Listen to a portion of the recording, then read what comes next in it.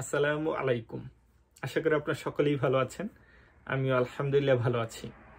আল জাজিরার বাংলাদেশ সম্পর্কিত রিপোর্টটি আশা করি আপনারা সকলেই দেখেছেন।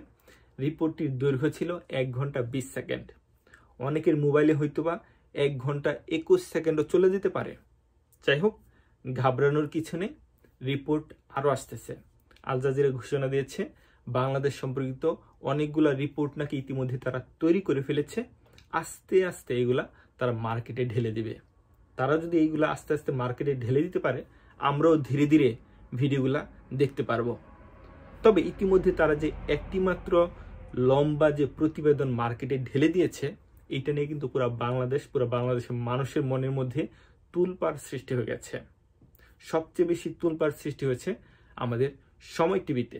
সময় টিভির ফেসবুক পেজে যদি আপনারা লক্ষ্য করেন, দেখতে পারবেন প্রতি ঘন্টায় ঘন্টায় আল জাজিরা সম্পর্কে নিউজ কিন্তু আমরা দেখতে পাচ্ছি। সময় টিভি দাবি করছে আল জাজিরা সবসময় ভিত্তিহীন, অযৌক্তিক, অরুচিশীল, মিথ্যা, ভুলভাল প্রতিবেদন নিউজ তারা প্রচার করে বেড়ায়। সময় টিভি যেই ধরনের নিউজ প্রচার করে, এই ধরনের ধারে কাছেও আল জাজিরা এখন পর্যন্ত পৌঁছাতে পারেনি। সময় টিভিতে যেই ধরনের সবচেয়ে বেশি পোস্ট করা হয়েছে, নিউজ করা হয়েছে, আমাদের মিথিলা এবং সৃজিতের যে বিয়ের কাহিনী, কোথায় ঘুরতে গেছে, কোথায় হাঁটতে গেছে, কোথায় কি করতে গেছে, এই ধরনের রিপোর্ট আল জাজিরা আজ পর্যন্ত তৈরি করতে পারেনি। তাহলে কিসের এটা আল জাজিরা, কিসের এটা আন্তর্জাতিক চ্যানেল? সময় টিভির মতো সাংবাদিকই তো তাদের কাছে নাই। সময় টিভিতে কিছু কিছু সাংবাদিক আছে যারা বেলুন দুর্ঘটনায় যাদের জন্ম, আর ওইগুলো তো আল জাজিরাতে নাই।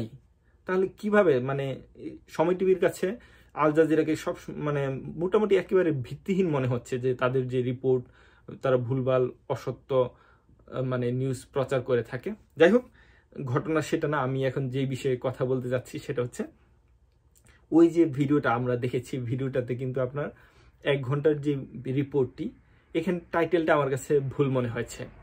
টাইটেলে তারা আমাদের প্রধানমন্ত্রীর নাম জুড়ে দিয়েছে, কিন্তু আসলে কিন্তু পুরো ভিডিওতে প্রধানমন্ত্রীর তেমন কিছু অংশ আমরা দেখতে পাইনি। সবচেয়ে যেটা দেখানো হয়েছে সেটা হচ্ছে আমাদের বাংলাদেশের সেনাপ্রধান আজিজ আহমেদ এবং তার যেই সহোদর ভাই আছে 4 জন, তাদের বিষয়ে বিস্তারিত এখানে তুলে ধরা হয়েছে, বা তাদের মুখোশ উন্মোচন বলতে পারেন। তবে অনেক কিছু স্পষ্ট হলেও আবার কিছু কিছু জিনিস অস্পষ্ট এখানে রয়ে গেছে। এবং এটার মধ্যে যে মেইন ক্যারেক্টার, যার কথার অবলম্বনে এই রিপোর্টটি তৈরি করা হয়েছে, তার নাম হচ্ছে সামি। সামি সম্পর্কে আমরা কিছু জানবো। উনি একজন মেজর, অবসরপ্রাপ্ত। উনি সামি সম্পর্কে আমাদের সামনে কিছু তথ্য তুলে ধরবেন। উনি সামির পুরাতন একজন বন্ধুকে ধরে এনেছেন লাইভে, এবং সামি সম্পর্কে কিছু তথ্য উনি তুলে ধরবেন। এইগুলো আমরা চলেন উনার সেই লাইভ থেকে আমরা দেখে আসি উনি কি সামির বন্ধুকে তুলে এনেছেন। এটা আমরা এখন একটু দেখব। উনি দেখেন আসছেন উনি লাইভে। উনার লাইভ থেকে আমরা অনেক কিছু জানতে পারবো। বিসমিল্লাহির রহমানির রহিম। আশা করি আপনারা সবাই ভালো আছেন। আমরা ভালো আছি। মহান আল্লাহ তাআলার অশেষ রহমতে আমি এবং আমার সফর সঙ্গী আমরা সবাই পুরো বাংলাদেশ সফর কমপ্লিট করেছি।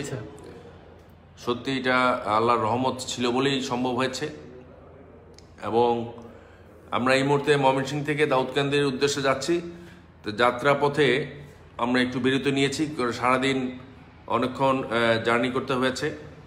তো যাই হোক, আজকে যে বিষয়টি নিয়ে কথা বলবো সেটা হচ্ছে আল জাজিরা যে রিপোর্ট বলেন, মুভি বলেন, যেভাবেই বলেন না কেন, তারা যেটা বানিয়েছে এই প্রসঙ্গে কথা বলতে চাই। এখানে আল জাজিরার যে মেইন সূত্র কাজ করেছে সেটা হচ্ছে মিস্টার সামি। ওনার পুরো নামটা আমার খেয়াল নেই। তো যাই হোক, ওনার যে ক্লাসমেট যে ছিল, বাই দ্য বাই আমরা সামির পুরো নামটা ওনার খেয়াল নাই। সামির যে ক্লাসমেট ছিল এটা কিন্তু ওনার সামনে আছে। উনার কাছ থেকে তো সামির যে ফুল নেম এটা জানতে পারে। তো উনি বলতেছে উনার মনে নাই। মনে না থাকার কি আছে? সামনে যেহেতু সামির বন্ধু আছে, সামির বন্ধুকে জিজ্ঞেস করলেই চলে সামির পুরো নাম কি। তার বন্ধুই তো জানতে পেরেছি যে ওনার ক্লাসমেট। আমরা আজকে ক্লাসমেটের সাথে সামি সম্পর্কে কিছু জানার চেষ্টা করব এবং ওনার সাথে আলোচনা করব যে এই যে রিপোর্টটা যেটা দেওয়া হলো এটা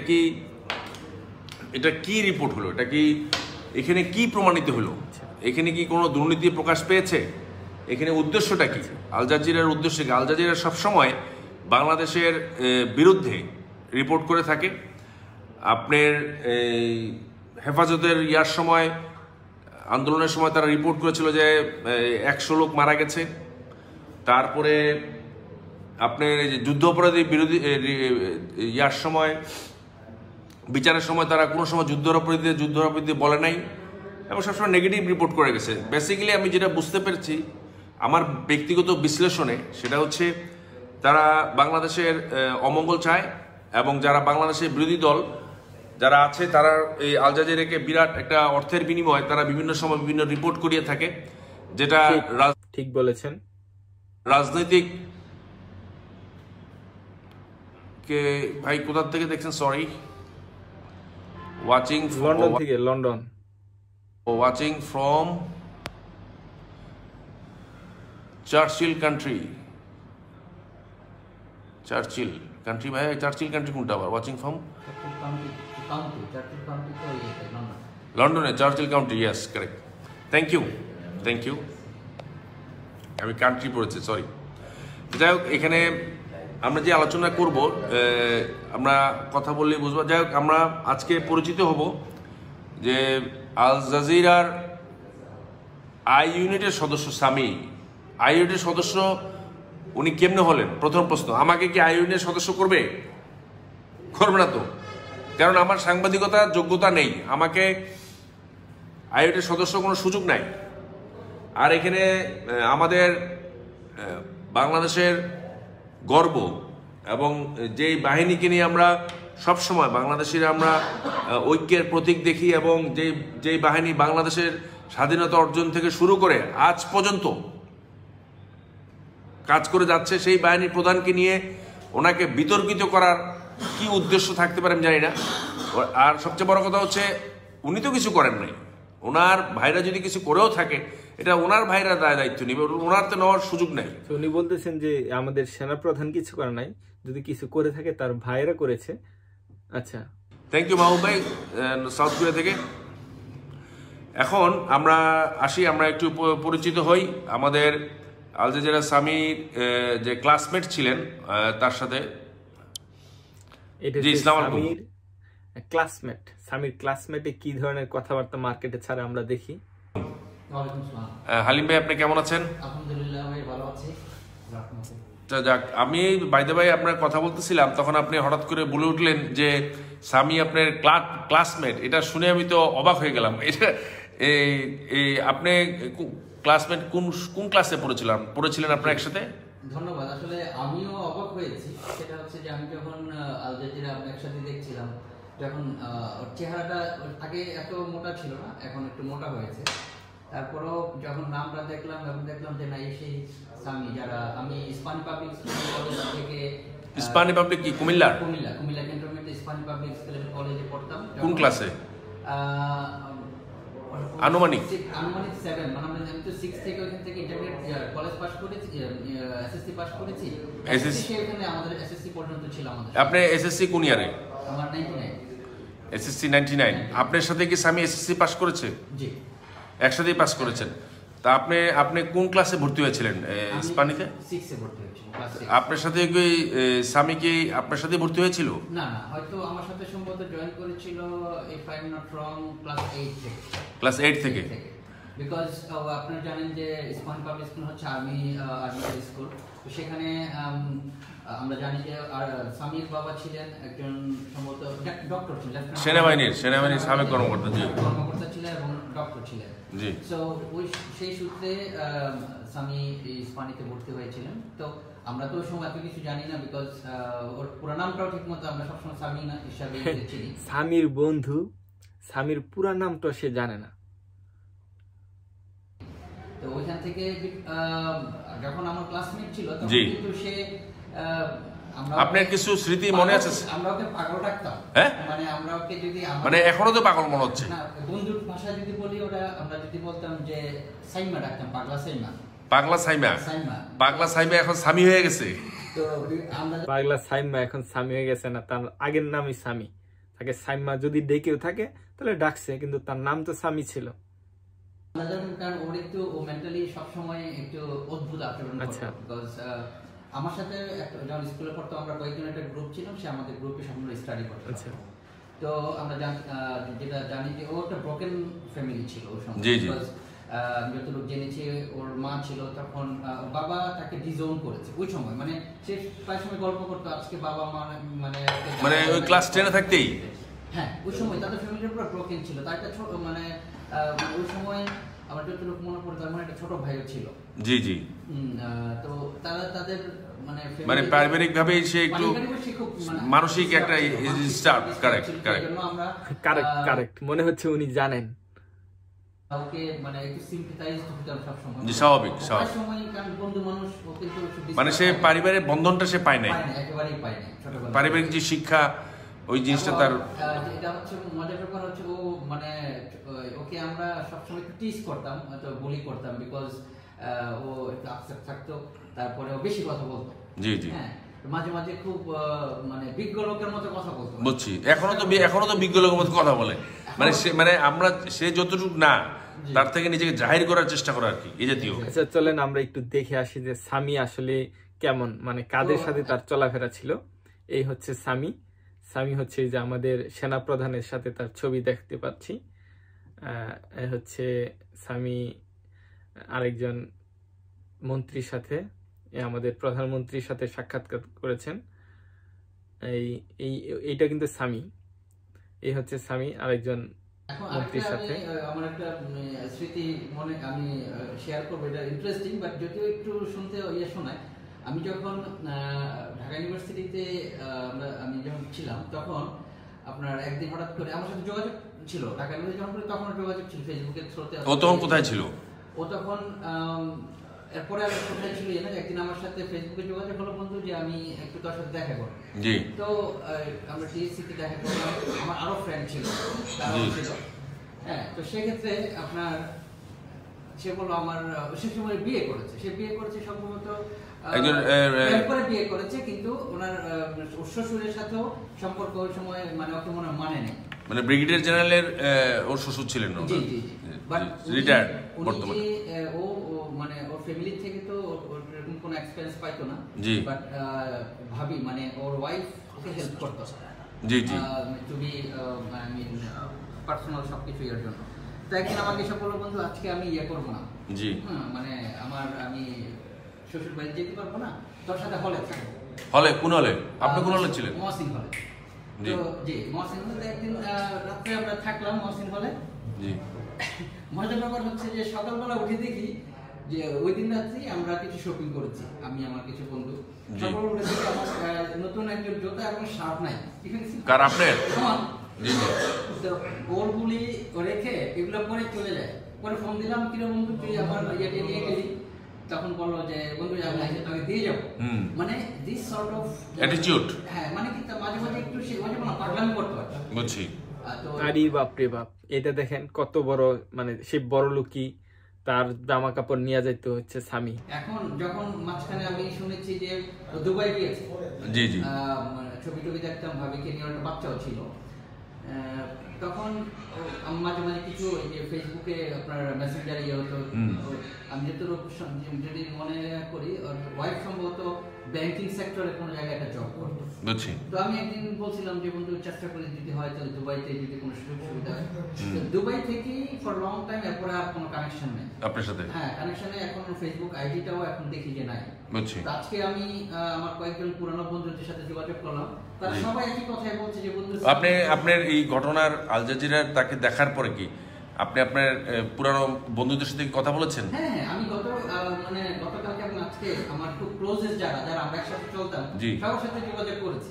সবাই একই কথাই বলছে যে বন্ধু আমাদের সাথে মানে সব ব্লক করে দিয়েছে, আমাদের সাথে যোগাযোগ নেই। আগে যোগাযোগ হতো, এখন আর ফেসবুকে যোগাযোগ হয় না। হয়তো ওইটা আমাদের সবাইকে ব্লক করে দিয়েছে এবং ওর আগের আইডিয়া খুঁজে পাওয়া যাচ্ছে না। বুঝছি। এখন আজকে একজন বন্ধু আমাকে বললো স্বামী হচ্ছে আমাদের মানে এত কাছের একজন বন্ধু ছিল এক সময় যখন ক্লাসমেট ছিলাম। স্বামী তার এত কাছের একজন বন্ধু, কিন্তু স্বামীর ফুল নেমটা সে জানে না। আপনার এই এটা স্বাভাবিক। এখন বেসিক্যালি আমি আপনার সাথে যেটা আলোচনা করতে চাচ্ছি, সে যে কাজটা করেছে আমার কাছে মনে হচ্ছে, সাপোজ সেই যে একটা কাজ করেছে সেটা বিরাট মানে এটাকে বলবো সেটা হচ্ছে একটা মানুষের সাথে বিশ্বাসঘাতকতা করেছে, নাম্বার 1। নাম্বার 2 হচ্ছে সে গোপনে আমি আপনাকে নাম্বার 1 হচ্ছে সামি হচ্ছে বিশ্বাসঘাতকতা করেছে, আপনাকে বিশ্বাস করলাম, গোপনে এসে এই ভিডিও বিশ্বাসের জায়গাটা থেকে আপনি আমার সাথে অবিশ্বাস করলেন, তো এটা তো খুবই অন্যায়, এটা বিরাট অন্যায়। অন্যায় এবং করেছে সে, ওই যে তার ভিডিও রেকর্ড করেছে, এটা অন্যায় করেছে না। এই জায়গাটাকে আল জাজিরা তাকে কাজে লাগিয়েছে। এটা আল জাজিরার সাংবাদিকতার কোন পর্যায়ে তারা এই কাজটা করলো আমি তো বুঝলাম না। এবং বলেন, আপনাকে এখানে একটু থামাই। আমি আজকে আমার এক বন্ধুর সাথে যে কথা বলছিলাম, তখন ও আমাকে একটা কথা মনে করাই দিল যে যে বন্ধু, কারণ স্বামী আগে থেকে যেহেতু ফ্যামিলিতে তার যেই আমাদের ফ্যামিলি হুডটা ওটা তো সে পায় নাই, তো আগে থেকে তার মধ্যে একটা আকাঙ্ক্ষা ছিল, মানে যে কেউ ওরে টাকা দিয়ে ম্যানিপুলেট করতে পারতো। জি, তো তখন মানে টাকার প্রতি সে একটু দুর্বল ছিল সব সময়, ফ্যামিলির কাছ থেকে তো সেই ওই সাপোর্টটা পায় নাই। জি জি। তো তখন ও বললো যে ও তো আগে থেকে এমন মানে সবার কাছ থেকে চেয়ে নিত অথবা ইয়ে হলে, তো এটা আল জাজিরা নিশ্চয়ই তাকে কম টাকা দেয়নি। অবশ্যই, ডেফিনেটলি দে যেটা তার চিন্তার বাইরে। সো তখন বললো যে আমার মনে হয় এটা, আমি জিজ্ঞেস করছিলাম যে কেন করতে পারে, তখন বললো যে এত বড় রিস্ক একজন সুস্থ মানুষ নিবে না, একটা দেশের না রিস্কের চেয়ে বড় কথা হচ্ছে একটা আপনি যেটা বুঝলাম, সেনাপ্রধানের ভাই হারিস ভাই, সে তো হারিস ভাইয়ের সাথে আমি হারিস ভাই যে কিনা মানে মারাত্মক ধরনের ক্রিমিনাল, তাকে হারিস ভাই বলতেছেন জানি। সেটা আমরা যেটা করি, আমাদের সেনাপ্রধানের ভাই তো দূরের কথা, আমাদের যদি ফেসবুকের ছবি নেতার সাথে ছবি তুলি আমরা নেতাকে বিক্রি করে ফেলতেছি, এটা তো বাস্তবতা। This our character nature. স্বাভাবিকভাবেই আপনার ওখানে হারিস ভাই তখন স্বামীর সাথে যেভাবে কথা বলেছে, মানে খুব ট্রাস্টেড ম্যান হিসেবেই কথা বলেছে। ওই জায়গাটাতে স্বামী হারিস ভাইয়ের যে এই কথাগুলা সে রেকর্ড করেছে ওনার অজান্তে। মানে যেখানে একটা মানুষ আমাকে বিশ্বাস করতেছে, আমার সাথে কথা বলতেছে, ওই সময় সত্য নাকি মিথ্যা সেটা বলেন, রেকর্ড করেছে এটা নিয়ে কথা বলতেছেন, রেকর্ড করছে। এখন আমি আপনার সাথে কথা বলতেছি, সাপোজ এখন আমি কথা বলার সময় যদি আপনি আমাকে বিশ্বাস করছেন, এই বিশ্বাসের জায়গাটা থেকে যদি আপনি আমার কথাগুলো রেকর্ড করেন, ভিডিও রেকর্ড করেন, এটা তো টোটালি আনইথিক্যাল। আমি এখানে যদি বলি, দেখেন আপনি কথা রেকর্ড করেছেন ঠিক আছে, হারিস ভাইয়ের কোনো মানে উনি যে কোনো কিছুর সাথে জড়িত ক্যাজুয়াল টক হয়েছে, এখানে কিন্তু কোনো কথার মধ্যে কিন্তু ডেফিনিট কোনো কিছু কিন্তু এখানে কোনো আপনি ভিডিওটা পুরোটা দেখছেন? জি, আমি পুরোটা ভিডিওটা দেখেছি আর অ্যানালাইসিস করেছি। এখানে কোথাও কি কোনো আমি কিন্তু কোথাও দুর্নীতি সংগঠিত হয়েছে অথবা দুর্নীতি নিয়ে কোনো কথা বলা হয়নি। এখানে হারিস ভাই যেটা বুঝলাম বেসিক্যালি উনি লবিস্টের কাজ করতেন, লবিস্ট হওয়ার চেষ্টা করতেছিল, কিন্তু সাকসেস হইতে পারে নাই। উনি সাকসেস হইতে পারে নাই। সাকসেস হলে তো উনি টাকা ট্রানজাকশন করতো, ব্যাংক স্টেটমেন্টে চলে আসতো। তখন বেচারা বাংলাদেশে গেছে, ওখানে স্বামীর কাছে সাহায্য চেয়েছে, সাহায্য চাওয়ার পরে ওখানে লবিস্ট হিসেবে কাজ করার চেষ্টা করছে এবং ওই কাজ করার প্রক্রিয়াতে বিভিন্ন রেকর্ড ভয়েসিং, এবং কানাডা থেকে একজন দেখলাম ব্যবসায়ী আসছে, তার সাথে কথা বলতেছে, বিভিন্ন অপরচুনিটি সে খুঁজতেছিল। তো এই অপরচুনিটি যে কেউ খুঁজতে পারে। সেনাপ্রধানের ভাই হয়েছে কি যে সে অপরচুনিটি করবে না, সে কি ব্যবসা বাণিজ্য করবে না? এটা তো স্বাভাবিক। সেনাবাহিনীর ভাই হয়েছে, স্বাভাবিকভাবে সে সেনাবাহিনীতে ব্যবসা করতেই পারে। আমি যদি করতে পারি, আপনি যদি করতে পারেন, উনি ভাই আইন আছে যে সেনাবাহিনীর ভাই, সেনাবাহিনী প্রধানের ভাই থাকলে ব্যবসা করতে পারবে না, এটা তো হইতেই পারে না। অ্যান্ড কথাটা হচ্ছে যে ব্যবসাটা বৈধভাবে করতেছে কিনা, কিন্তু হারিস ভাই যখন ব্যবসাই করতে পারে নাই, হারিস ভাই কিছুই করতে পারে না, হারিস ভাই সেখানে ব্যবসাই করতে পারে নাই, কত বড় আক্ষেপ। মধ্যে দিয়ে উনি কিন্তু এই যে আল জাজিরা তাকে তো শুধু বিতর্কিত করে নাই, বেসিক্যালি পুরো বাংলাদেশ সরকারকে বিতর্কিত করেছে এবং একটা বাংলাদেশ সেনাবাহিনী ইনস্টিটিউটকে বিতর্কিত করছে। একটা ইনস্টিটিউটের প্রধানকে আমি আপনাদেরকে বলি, দেখেন এখানে ইনস্টিটিউটের প্রধান, বাংলাদেশ সেনাবাহিনীর প্রধানকে এখানে বিতর্কিত করা হয়েছে। এখানে বেসিক্যালি বিতর্কিত করা হয়েছে, উনি তো নিজেই বিতর্কিত হয়েছেন, তাই না? তাই তো সেনাবাহিনী প্রধানের পরিবারকে বিতর্কিত করার চেষ্টা করা হয়েছে, কারণ এখানে মানুষ বুঝে, আমরা সেনাবাহিনীতে ছিলাম, আমরা জানি যে একটা সেনাবাহিনী প্রধান হতে কত কষ্ট করতে হয়, কত সময় লাগে এবং কি যোগ্যতার মাপকাঠিতে গেলে একজন সেনাবাহিনী প্রধান হইতে পারে। এত সহজ না। এখানে একজন সহজেই কিন্তু উনি সেনাবাহিনীর প্রধান হয় নাই, অনেক কিছু করতে হয়েছে। আমরা ফেসবুকে দেখতেছি যে যেমনি পারে কমেন্টস করতেছেন, এটাই তো প্রমাণ করে যে বাংলাদেশে যে আমাদের বাক স্বাধীনতা আছে, আমরা কথা বলতে পারি, এটাই তো প্রমাণ করতে পারে। এখন আল জাজিরা তো আজকেও মনে একটা রিলিজ করতে পারে, অথবা আরো কয়েকটা এই সিরিজ আসবে আমি শুনেছি। তো এটা নিয়ে এখন বাঙালি আমরা যেটা বলবো, এগুলো ফালতু জিনিস ইন দ্য সেন্স, এখানে ওনাদের ভাইদের সম্পর্কে যে আল জাজিরা যে রিপোর্টগুলো করেছে সেটা হচ্ছে হারিস ভাই একটাও কন্ট্রাক্ট কমপ্লিট করতে পারে নাই। উনি চেষ্টা করে একটাও কন্ট্রাক্ট কমপ্লিট করতে পারে না, এটা হচ্ছে ওনার দুঃখ। করেই গেছেন, 1 নাম্বার। 2 নাম্বার, আনিস ভাই সম্পর্কে মালয়েশিয়াতে দেখাচ্ছে, তো এটা দেখানোর কি আছে? তো ওনার ভাই মালয়েশিয়া থাকতে পারবে না, মানে কি বুঝলাম না। মানে তারপরে জোসেফ ভাই কি করেছে না করেছে আমি ওই বিষয়ে আলোচনা করতে যাচ্ছি না। আমি বলতে চাচ্ছি সেটা, উনি কিন্তু 20 বছর জেলখানায় ছিলেন। 20 বছর জেলখানায় উনি 20 বছর জেলখানায় ছিলেন। জেলখানায় থাকার পরে পৃথিবীর সকল দেশে যে আইন, প্রচলিত আইন, প্রেসিডেন্ট যে কোনো অপরাধীকে জেল থেকে সাজা মওকুফ করতে পারে। একটা মানুষ 20 বছর থাকার পরে স্বাভাবিকভাবে আমাদের দেশে অনেক সময় সাজা মওকুফ হচ্ছে, আপনার বিভিন্ন বিজয় দিবসে মওকুফ হচ্ছে, স্বাধীনতা দিবসে মওকুফ হচ্ছে। এবং এই যে আপনার ট্রাম্প বলেন, ওবামা বলেন, আমেরিকার পৃথিবীর বিভিন্ন দেশের যারা আপনার এই কি বলে এটাকে প্রেসিডেন্ট থাকা অবস্থা প্রেসিডেন্সিয়াল পাওয়ার পার্ডনের মাধ্যমে জেল থেকে বেরিয়ে আসতেছে। যে জেল থেকে বেরিয়ে আসতে সমস্যা কোথায়? আমি তো এখানে কোনো সমস্যার কিছু দেখতেছি না, এখানে তো কোনো সমস্যার কিছু দেখতেছি না। এখন উনি যদি জেল থেকে বেরিয়ে এসে যদি কোনো অন্যায় করতে, তাহলে আপনার কথা বলবেন। আর এখানে সেনাপ্রধানের দোষটা কোথায়? Where is the fault of the chief of army staff? ওনার ভাইরা যদি অন্যায় করে থাকে, ওনার জন্য শাস্তি হয়েছে। ওনার ভাই একজন, সে রাজনীতি করতো, রাজনীতি করার পরে এখন উনি বিদেশে গিয়ে অপরচুনিটি খুঁজতেছে, উনি তাও কোনো ম্যাটেরিয়ালাইজ করতে পারে নাই কিছু। আর মালয়েশিয়া দেখে সমস্যাটা কোথায়? এখানে রিপোর্টের কি আছে? আমি তো কিছু বুঝতেছি না। আর এখানে Sheikh Hasina's prime minister's man, আর প্রাইম মিনিস্টার ম্যান তো আমি নিজে প্রাইম মিনিস্টার ম্যান তো আমি, আমাকে নিয়ে রিপোর্ট করেন না। উনাকে নিয়ে রিপোর্ট করবে?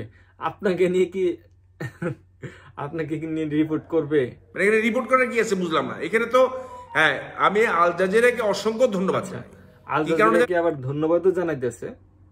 জানেন, উনি একটা পরিবারকে, আল জাজিরা সেনাবাহিনীর সেনাপ্রধানের যে পরিবার, এই পরিবার যে বঙ্গবন্ধুর আদর্শ লালন করে, এই পরিবার যে স্বাধীনতা বিশ্বাস করে, এই পরিবার যে জামাতের বিরোধী পরিবার, এটা প্রমাণ করে দিচ্ছে।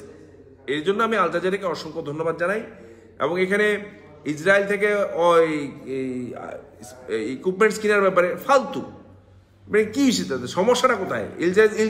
আরে আল জাজিরা কাতারে 5 ফেব্রুয়ারি 2020 সালে মোসাদের প্রধান কাতারে গেছিল। বাংলাদেশে কি আল জাজিরা কেউ আসছে? কেউ তো আসে নাই। এইগুলা ফালতু কথা বলে লাভ নাই। জিনিসটা হচ্ছে মানুষের বিভ্রান্ত হওয়ার কোনো সুযোগ নাই। এবং যেদিন মায়ানমারে কু হইলো, তারপরের দিনই আল জাজিরার এই রিপোর্টটা ছাড়তে হইলো কেন? আমরা কি বুঝি না? বাঙালি কি ঘোড়াঘাস খায়? আপনার সেনাবাহিনীকে উত্তেজিত করে সেনাবাহিনীর মধ্যে ক্ষমতা যাওয়ার চিন্তা করতেছেন, দুঃস্বপ্ন। ওই সুযোগ নাই। বাংলাদেশ সেনাবাহিনী অনেক আগের থেকে অনেক প্রফেশনাল। প্রতিটা সৈনিক, প্রতিটা অফিসার, তাদের জ্ঞান, বুদ্ধি, ট্রেনিং অনেক বেশি। আগেকার দিনে বাংলাদেশের সেনাবাহিনী, আগেকার যে সময় ছিল, ওই সেনাবাহিনী নাই। আগের সেনাবাহিনী এখন আর নাই। তো বিরোধী দল আপনারা এবং ষড়যন্ত্রকারী, ওই চিন্তা বাদ দিয়ে ওই বিদেশ থেকে ষড়যন্ত্র করা বন্ধ করেন। যদি সম্ভব হয় বাংলাদেশে আসেন, বাংলাদেশে এসে জেলের ভিতরে গিয়ে বসে থাকেন। নির্বাচনের মধ্যে যদি ক্ষমতা পরিবর্তন আসে, আর নির্বাচনে জিতবেন কেমনে? নির্বাচন জিতার তো সুযোগই নাই, সুযোগই ওইটা রাখেন। আপনারা যে নির্বাচনে জিততে পারেন নাই, আরে আমি উপজেলা চেয়ারম্যান হয়েছি, আমার দাউদকান্দি থেকে খবর নেন, সকল বিএনপি নেতাকর্মী আমার পক্ষে কাজ করছে। আরে বাপরে বাপ, দাউদকান্দি থেকে খবর নেন, ডক্টর খন্দকার মোশাররফ আমার জন্য দোয়া করছে। আপনার নির্বাচনের প্রক্রিয়াতে আসতে পারবেন না, আর এখানে আপনার ষড়যন্ত্রের রাস্তা খুঁজে আপনার আল জাজিরা বলবেন, বিবিসি বলেন, CNN বলেন, বাইরে থেকে পয়সা দিয়ে কোটি কোটি টাকা দিয়ে দেশে অস্থিতিশীল করার চেষ্টা করবেন। আজকে জননেত্রী শেখ হাসিনার মাধ্যমে বাংলাদেশ আপনার মধ্যম আয়ের দেশে চলে গেছে। কোথায়? আমি আজকে তো পুরো বাংলাদেশ ঘুরলাম, উন্নয়নের মানে কোথায় উন্নয়নের ছোঁয়া নেই। সমস্যা জননেত্রী শেখ হাসিনার একটাই, সেটা হচ্ছে ষড়যন্ত্রকারীদের উনি ছাড় দেয়। ছাড় দেওয়া ঠিক হবে না। সে বিদেশ কেন, সে যেখানে দেশ থাকুক তাকে ধরে নিয়ে আসা উচিত। দের স্বামী অ্যান্ড আদার, আমি তাদের নাম বলবো না, তাদেরকে ধরে নিয়ে এসে বাংলাদেশের আইনে শাস্তি দেওয়া উচিত দেশ বিরোধী কাজ করার জন্য। Very simple. যাই হোক, আপনাদের দোয়ায় আজকে এই মুহূর্তে আমরা আমাদের বাংলাদেশ সফর শেষ করলাম।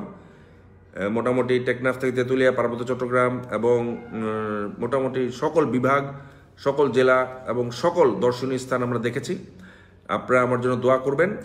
বাংলাদেশের সকল দর্শনীয় স্থান ওনারা দেখেছেন, সকল দর্শনীয় স্থান। আরে বাপরে, পরে দাউদ কেন্দ্র দিকে পৌঁছবো এবং এই সফর সুন্দরভাবে সমাপ্ত করার জন্য আল্লাহ তাআলার কাছে শুকরিয়া আদায় করছি। কারণ আল্লাহ তাআলার নির্দেশ না থাকলে এরকম নির্ভেজালভাবে সফর আমরা কমপ্লিট করতে পারতাম না। আর সর্বশেষে একটা জিনিস বলি, সেটা হচ্ছে সরকারের বিরুদ্ধে অনেক কিছুই থাকবে, এটা আমরা জানি, এটা সরকারও জানে। এটা নিয়ে বিচলিত হওয়ার কোনো সুযোগ নেই। হ্যাঁ, বিচলিত, আনন্দিত এবং মিষ্টি বিতরণ করবে হচ্ছে বিরোধী দল, ওটা করতে দেন। তারা করতে, তাদের তো কিছু করার নাই, তাদের তো কিছু করে খাইতে হবে। ওরাও তাদের অনেক পয়সা কামাইছে, এই পয়সাগুলো তারা মিডিয়া বিদেশি পয়সা দেখ, অসুবিধা নাই। কিন্তু আমি একটা কথা বলতে চাই, বাংলাদেশের আমার শুভাকাঙ্ক্ষী যারা আছেন এবং যারা বঙ্গবন্ধু আদর্শ লালন করেন, তাদের সাথে বলতে চাই আমরা ঐক্যবদ্ধ থাকবো। ইনশাল্লাহ সকল ষড়যন্ত্র আমরা একসাথে মোকাবেলা করব। ধন্যবাদ সবাইকে। জয় বাংলা, জয় বঙ্গবন্ধু। ঠিক আছে, এই যে এখন কথা হচ্ছে, এই যে এটা যে স্বামীর বন্ধু, এটা কোনো প্রমাণ আছে? এ যে কথাবার্তা বললো, বললো সে হচ্ছে স্বামীর বন্ধু, কিন্তু স্বামীর ফুল নেম জানে না। সে কিভাবে সে স্বামীর বন্ধু হয়? এই যে কথাবার্তাগুলা বলছে, আর কি বলছে এখানে, কি বলছে স্বামীর সম্পর্কে? তবে আমি যেটা বলি, স্বামী হচ্ছে কি ওই তাদের লাইনের লোক, হয়তোবা কোনো একটা ঝামেলা পাকাইছে, পাকানোর ফলে সে এটা প্রকাশ করেছে। এবং এই ভিডিওগুলো কিন্তু সে আজ থেকে 4-5 বছর আগেই সে রেকর্ড করে রেখেছিল, ওগুলা পরে আল জাজিরার কাছে দিয়েছে। তবে আমার কাছে মনে হয়েছে ওই যে রিপোর্টটি করেছে, রিপোর্টের অনেকাংশেই সত্য জিনিসগুলোই তুলে ধরা হয়েছে। তবে এটা হয়তোবা অনেকের কাছে খারাপ লাগবে, অনেকের কাছে ভালো লাগবে। যাই হোক, এটা এমনিতে একটা রিয়াকশন দিলাম আর কি, এটা মানে কোনো কারণে অকারণে আমি ভাবলাম এমনিতেই একটু হাতে যেহেতু সময় আসে, ওনার এই লাইভটা আমি দেখলাম, লাইভটা দেখার পরে ভাবলাম এটা নিয়ে একটা রিয়াকশন দিই। তবে রিয়াকশনটা এত লম্বা হবে আমি জানি না। তবে এই যে উপরে একটা চ্যানেলের লিঙ্ক দেওয়া আছে, ওইটাতে আমি রেগুলার রিয়াকশন ভিডিও, লম্বা লম্বা ঘন্টার আল জাজিরার চেয়ে আরো বেশি বড়, যতই বড়ই হোক না প্রতিবেদন, সেটারও রিয়াকশন দেওয়ার চেষ্টা করব এই চ্যানেলে। আপনারা অবশ্যই সাবস্ক্রাইব করে, সাবস্ক্রাইবের কথা আমি কোনো সময় বলি না, আপনারা পাশে থাকবেন আর কি। আল্লাহ হাফেজ।